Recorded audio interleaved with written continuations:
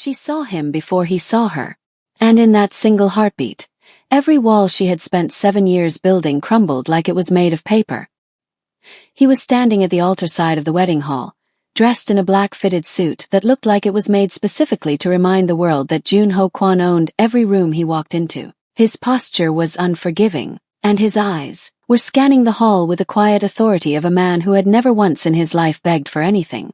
Joan's fingers tightened around Grace's small hand. Grace, who had his exact eyes. Grace, who was 7 years old and had never once asked why her father wasn't there, because Joan had never given her a reason to. And now he was here, 10 feet away, at her brother's wedding, looking like he hadn't lost a single night of sleep over what he did to her. Joan's chest burned. Her throat closed. Her legs told her to run. But her heels were already planted on the marble floor and Emeka was already walking toward them both, grinning like this was the happiest day of his life. He had no idea it was also the day Joan's carefully constructed world was about to catch fire. Welcome to Afro-K Romance Fairy Tale. On today's episode you get a dose of betrayal, power, romance, love, unexpected encounters and a beautiful beginning. If this is your first time here, make sure to like, subscribe, click the notification icon to get a reminder when new amazing stories drop, and send this story to friends and family who you think would love to watch it. And also tell me in the comments which city you're watching from. I'd really love to know. Now let's dive back into this amazing story. Joan Daniels was not a woman who made mistakes twice. She was 22 the first time she made the mistake of Jun-Ho Kwon.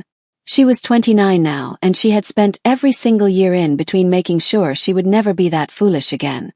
She had her career. She had her routine. She had Grace. And on the mornings when the loneliness crept in and sat heavy on her chest, she reminded herself that she had survived the worst thing a man had ever done to her, and she had done it beautifully. She was an air hostess for one of Nigeria's most prestigious international airlines. She wore her uniform like armor. She smiled through 12-hour flights. She carried herself with a kind of quiet elegance that made passengers assume she had never once been broken. Nobody on any of those flights would have guessed that the woman serving them champagne at 35,000 feet had once cried herself hollow in a bathroom in Lagos with a pregnancy test in her shaking hand. Nobody knew that story except her mother and her best friend Chisholm. Not even Emeka. Especially not Emeka. Her brother adored Jun-Ho. That was the problem from the very beginning. Emeka Daniels and Jun-Ho Kwon had met 4 years before Joan even entered the picture. A business arrangement that somehow evolved into the kind of brotherhood that crossed every cultural line imaginable. Emeka was loud, warm, magnetic. Jun-Ho was silent, calculating, untouchable. They balanced each other in ways that made no logical sense and yet made perfect sense to everyone who watched them together. Joan had watched them together for years at a careful distance. She had been careful. She had been disciplined. She had kept her eyes straight and her conversations short whenever Jun-Ho appeared at Emeka's penthouse gatherings. She had told herself he was not for her. She had told herself that the way he sometimes looked at her from across the room meant nothing. She had told herself that a man like that, cold, dangerous, untouchable, could never offer anything worth wanting. She had been so spectacularly wrong. It started on a rainy Thursday in October. Emeka was traveling. Joan had come to drop off some documents at his penthouse and let herself in with her spare key the way she always did. She didn't expect anyone to be there. She certainly didn't expect to walk into the living room and find Jun-Ho standing at the floor-to-ceiling window, staring at the Lagos skyline like it owed him something. He turned when he heard her. And for the first time in all the years she had been carefully avoiding his gaze, they were completely alone. No crowd to dissolve into. No Emeka to anchor the conversation. Just the rain against the glass and the two of them and a silence that felt dangerously alive. Joan, he said.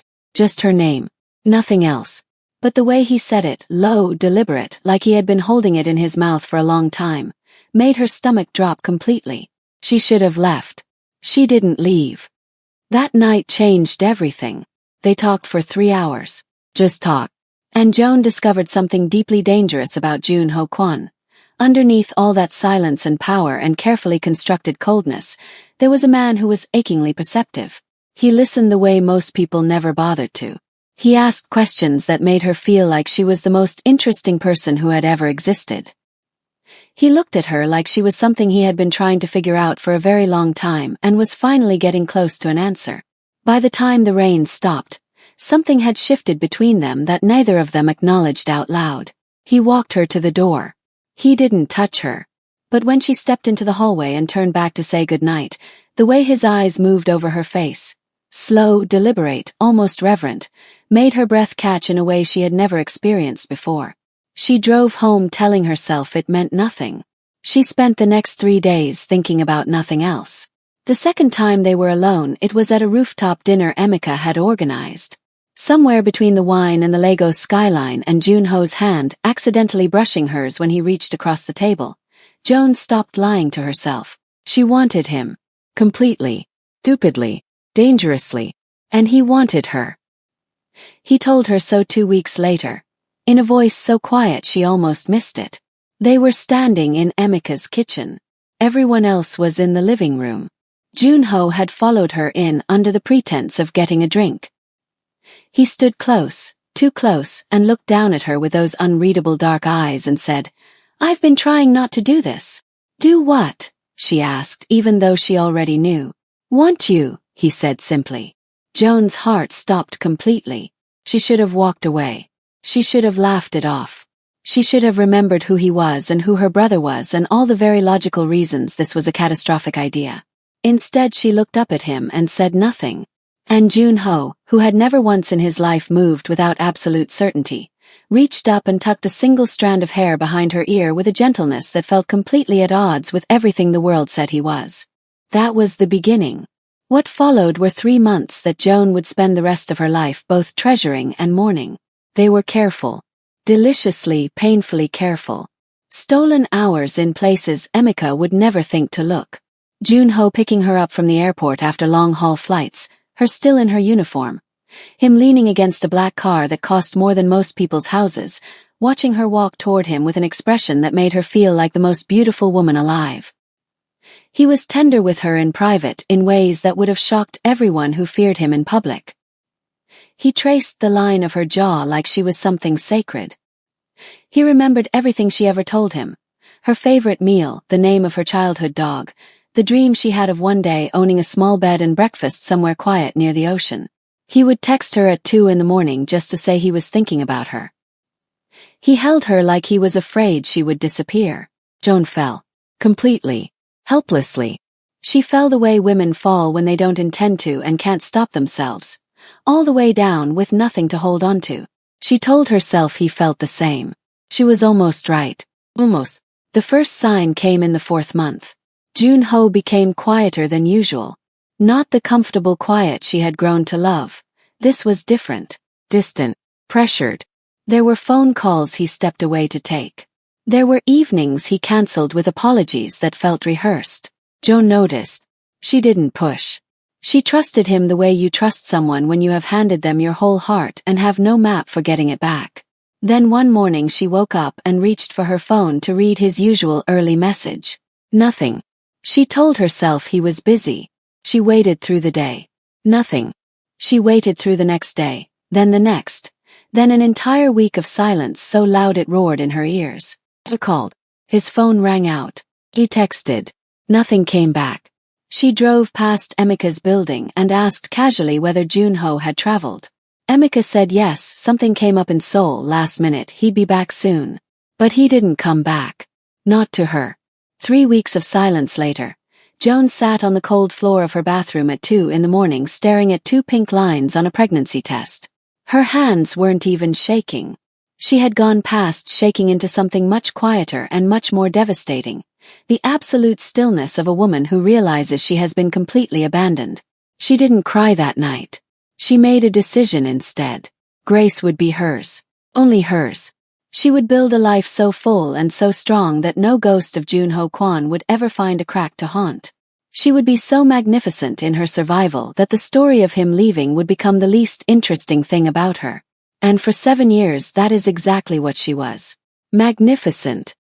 Emika's wedding was supposed to be the happiest weekend of Joan's year. Her brother was marrying Yemi, a warm, sharp, gloriously funny woman who had somehow cracked open Emika's chest and made a home there in 18 months flat. Joan adored her. Grace adored her. The wedding was in Abuja, at a venue so beautiful it looked like something assembled specifically to make people believe in love again. Tall glass ceilings, cascading white flowers, warm golden light that made everyone inside look like they were glowing. Joan had flown in the day before. She was wearing a deep burgundy dress that curved against her body with quiet confidence. Her hair was pinned up elegantly, a few soft strands framing her face. Chisholm had told her 3 times that morning that she looked devastating. Grace had looked up at her with wide eyes and said, "Mummy, you look like a princess." Joan had kissed her daughter's forehead and decided that was enough. That was all she needed from this weekend. She was not prepared for what was waiting inside that hall. She saw him the moment she walked through the doors. Unho, standing near the front, speaking quietly to one of the groomsmen. His back half turned. But Joan knew him the way you know a scar, instinctively, viscerally, without having to look directly at it. The line of his shoulders. The way he held himself with that infuriating stillness. The dark hair slightly longer now. The suit that fit him like a threat. Her body reacted before her mind caught up. Her steps slowed. Her chest tightened. 7 years of carefully constructed composure developed a hairline crack right down the center. Grace tugged her hand. "Mummy, why did you stop?" Joan looked down at her daughter. Grace was staring up at her with those eyes. Dark, deep, slightly tilted at the corners. Junho's eyes in her child's face. The thing Joan had learned to see as only Grace's over 7 years was suddenly, terrifyingly, something else entirely. "I'm fine, baby," Joan said softly. "Let's find our seats." She turned to walk toward the left side of the hall. She was fast, deliberate, strategic. She knew this venue. She would find a seat behind a pillar if she had to. She would get through this ceremony, smile at every photograph, dance at the reception, and be on the first flight back to Lagos on Sunday morning. She had survived worse than this. She had survived him once already. Then Emeka appeared from nowhere, arms wide, grinning. "Joan, you're here. Come, I need you to meet someone properly. You've seen him before but—" "Emeka," she started. But her brother was already steering her by the shoulder, already turning her body in the exact direction she had been trying to escape, and then there was no more distance between her and Junho Kwan. 3 feet, 2 feet, 1. He turned, and the world went completely silent. Junho's eyes found her face first. Something moved through them, fast, unguarded, gone before she could name it. Then his gaze dropped, just briefly, just for a fraction of a second, to the small girl standing beside her, holding her hand. Joan felt it, the exact moment he saw Grace. She watched his expression do something she had never seen it do in all the time she had known him. Fractured, just slightly, just enough. His jaw tightened. His eyes came back to Joan's face with an intensity that made her want to step backward. Emeka was still talking. Joan heard none of it. She and Junho were looking at each other across 3 feet of marble floor and 7 years of silence and one child with his eyes, and the entire world had shrunk to the size of that distance between them. "Joan," Junho said. Just her name. The same way he had said it the very first night. Low, deliberate, like it had been sitting in his mouth for a long time. She lifted her chin. "Junho." Her voice was steady. She was proud of it. Emeka looked between them, oblivious and cheerful. "You two were always so quiet with each other. Anyway, Junho, this is my sister properly, and this little one is my Grace." "I know who she is," Junho said quietly. Emeka blinked. "Sorry. Junho stopped, collected himself, looked at Emeka with a carefully neutral expression. I've heard so much about her from you." Emeka laughed and moved on immediately, pulled away by the wedding coordinator calling his name across the hall. Just like that. And Joan was alone with him. Grace looked up at Junho with the fearless curiosity of a 7-year-old, who had not yet learned to be afraid of dangerous men. "Are you my uncle's friend?" she asked. Junho looked down at her. His expression did the fracturing thing again. Slower this time. "Yes," he said softly. "I am." "You have eyes like mine," Grace said simply, the way children state facts that adults spend their whole lives dancing around. The silence that followed was the loudest thing Joan had ever heard. She squeezed Grace's hand. "Go find Auntie Chisholm, baby. She's saving our seats." She watched Grace skip away before she turned back to Junho with a gaze so level it could have cut glass. "Don't," she said quietly. "Joan. Not here. Not today." Her voice didn't waver. "This is my brother's wedding and I will not let you ruin it." Junho looked at her for a long moment. Something in his eyes was unraveling. "I didn't know," he said. "Low. Urgent. About Grace. I didn't. I said not today." She held his gaze for exactly 3 more seconds. Then she turned and walked away from him with her spine straight and her hands trembling at her sides where nobody could see them. If you are watching this right now and your heart is already racing, drop a comment and tell me, should Joan hear him out or walk away for good? I need to see your reactions in the comments. And if you haven't subscribed yet, right now is the perfect time. This story is only getting more intense from here. Joan made it through the ceremony. She didn't know how. She sat in her seat with Grace pressed warm against her side and watched her brother marry the woman he loved, and she smiled every time a camera turned in her direction. She clapped. She dabbed her eyes at the vows because Emika's voice broke on the word forever, and that was genuinely beautiful. She was present for all of it. And for all of it, she felt Junho's eyes on her from across the aisle like a physical weight. She didn't look back. Not once. She was 30 years old and she had earned the discipline it took to not look back. The reception was harder. The venue opened up into a sprawling outdoor terrace strung with warm lights, and the music was loud and joyful, and everyone was dancing. Grace had found 3 children her age and was spinning in circles near the fountain, laughing that big, unguarded laugh that always made Joan's chest feel full. Joan stood near the edge of the terrace with a glass of wine she wasn't really drinking and watched her daughter and told herself she was fine. She was not fine. "You've been avoiding me all evening." His voice came from directly behind her. Blows. She had not heard him approach. Of course she hadn't. Junho Kwon had spent his entire life learning to move through spaces without being detected. It was one of the things that made him dangerous. It was also, infuriatingly, one of the things she had once found deeply thrilling. She didn't turn around. "I told you not today. It's been 7 years, Joan." He came to stand beside her, not in front of her. Beside her, looking out at the same terrace she was looking at. As if they were just 2 guests watching the party. As if her whole body hadn't just gone electric at his proximity. "I think today is the only day we have." "You had plenty of days," she said quietly.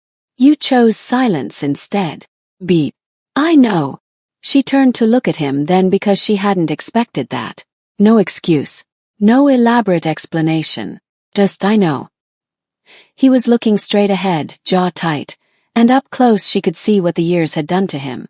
He was more defined. Harder. The kind of handsome that had matured into something almost unfair. But around his eyes there were faint lines that hadn't been there before, and something in his expression that looked, unmistakably, like a man who had been carrying something heavy for a very long time. Good, she thought viciously. And then hated herself for how much she still noticed him. "My father called me back to Seoul," he said, still not looking at her. "That night, the last night we were together. He called and told me that if I didn't come back immediately, he would have Emika killed, as leverage, to bring me home." Joan went very still. There was a power struggle inside the organization. My uncle wanted control. My father needed me present to hold our position. He found out about us, about you, and he used it. He paused. "He said if I contacted you, if I gave you any reason to wait or to hope, you would become a target. You and anyone connected to you." The wine glass in Joan's hand felt suddenly very heavy. "So you just disappeared," she said. Her voice came out smaller than she wanted it to. "I disappeared to keep you alive." He turned to look at her then, fully. And the expression on his face was the most unguarded thing she had ever seen on him. Vain.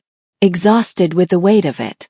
"I thought if you hated me, if you moved on, if you built something completely away from me, you would be safe. And you were. You are." "I was pregnant," Joan said. The words landed between them like something dropped from a great height. Junho closed his eyes. Just for a moment. When he opened them, they were glassy in a way she had never seen before. I didn't know. I swear to you I didn't know. Would it have changed anything? She needed to know.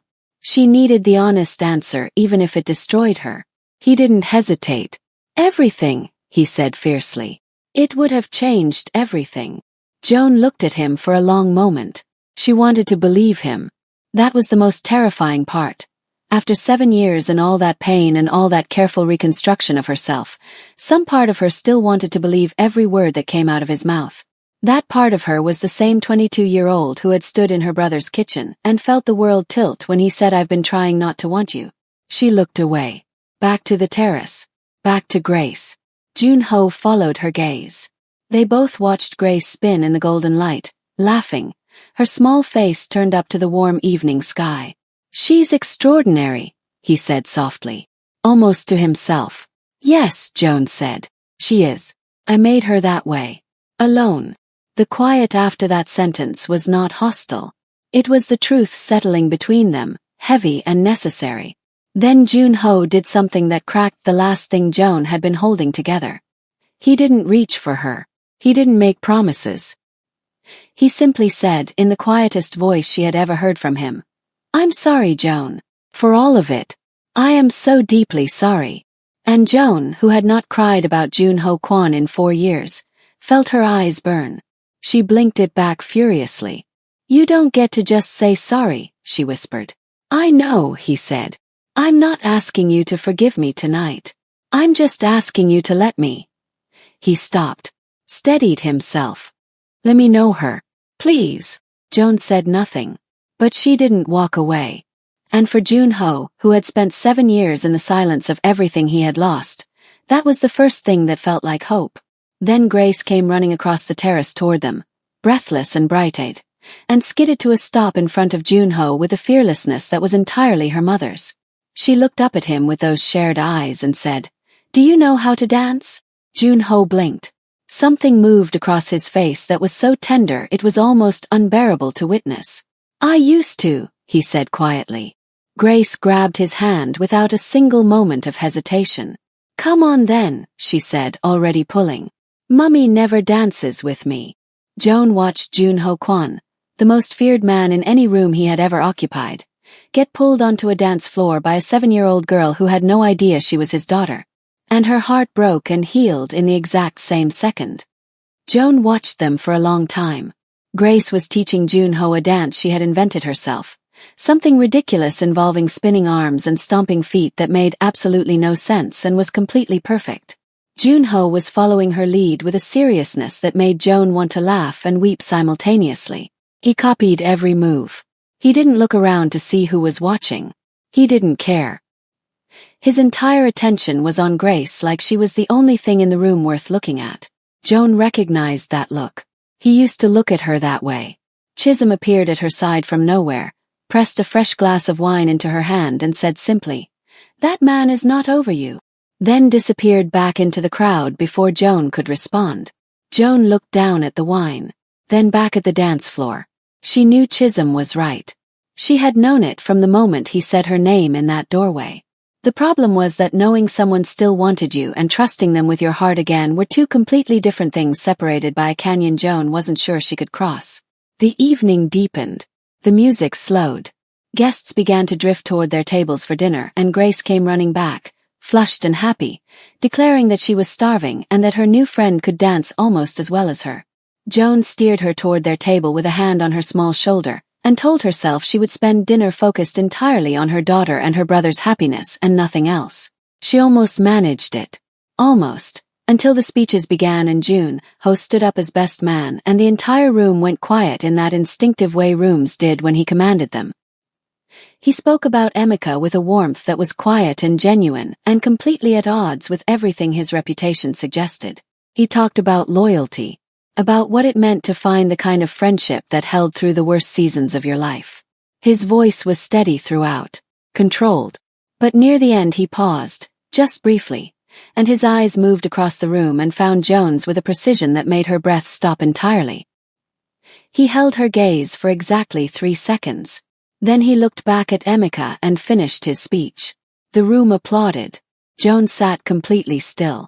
Later, much later, when Grace had fallen asleep across 2 chairs with Chisholm's jacket draped over her small shoulders and the reception had softened into quiet conversation and slow music, Junho found Joan standing alone on the far edge of the terrace where the lights were dimmer and the night air was cool against her skin. He stood beside her the same way he had earlier, not crowding her, just present, as if he had learned in 7 years that proximity was the only argument she might eventually listen to. "She fell asleep on the dance floor," he said softly. "She always does at parties," Joan said. "She fights it until the very last second. She's stubborn. Completely. Was. Warm. Almost comfortable. She gets that from you," he said. Joan felt the corner of her mouth move despite everything. "She gets everything from me."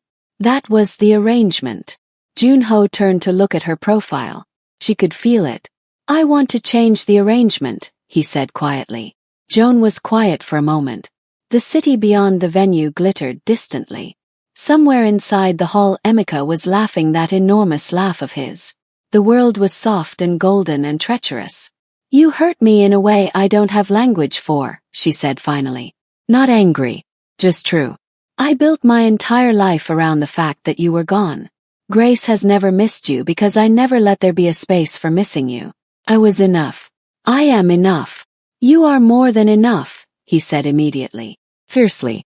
"You are the most extraordinary woman I have ever known, and what I did to you, what my father forced and what I allowed, is something I will spend the rest of my life answering for if you let me."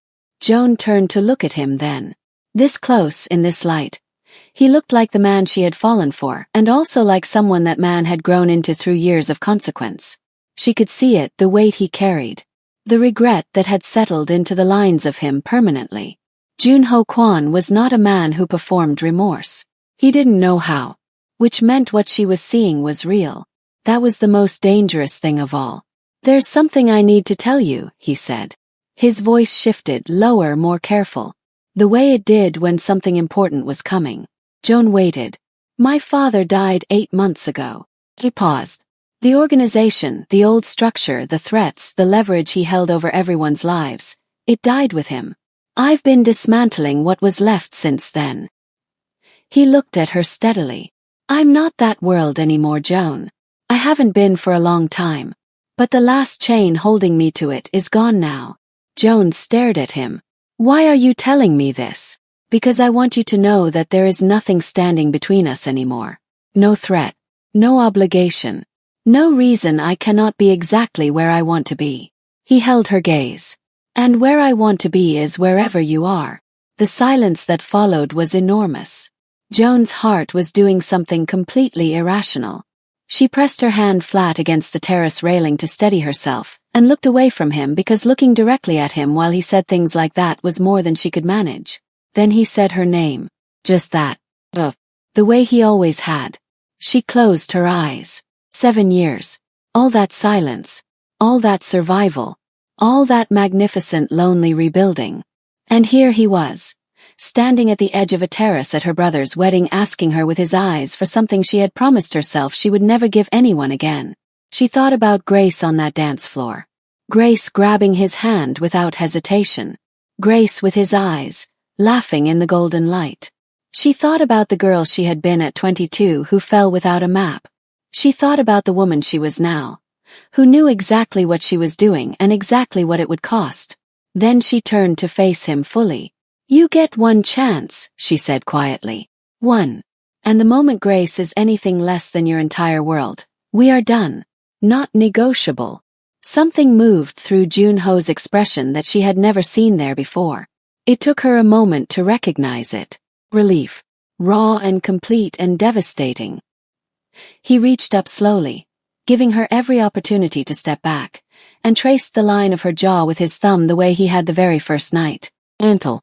Reverent. Like she was something sacred he had almost lost the right to touch. "She is already my entire world," he said. "Both of you are. You always were." Joan felt the last wall come down. Not crumbling this time. Just, quietly, finally, opening. Some loves don't die. They just wait in the dark until both people are finally ready to survive them. Joan didn't forgive Junho because she forgot what he did. She forgave him because she was strong enough to choose her own happiness without apology. And Grace, beautiful, fearless, stubborn Grace, had already made the decision for all of them the moment she grabbed a stranger's hand and pulled him onto a dance floor. Sometimes healing looks like a 7-year-old who never learned to be afraid. Now tell me, do you think Joan made the right decision giving Junho a second chance? Or did she open the door too soon? And what do you think Emeka will do when he finds out the truth about Grace? Drop your answers in the comments. I read every single one. If this story moved you, hit that subscribe button right now and turn on your notifications because the next episode is going to be even more intense. Share this with someone who believes in second chances, or someone who absolutely doesn't. Either way, this conversation needs to happen. Thank you for watching Afro K Romance Fairy Tale. Until next time, keep believing in love that refuses to stay buried.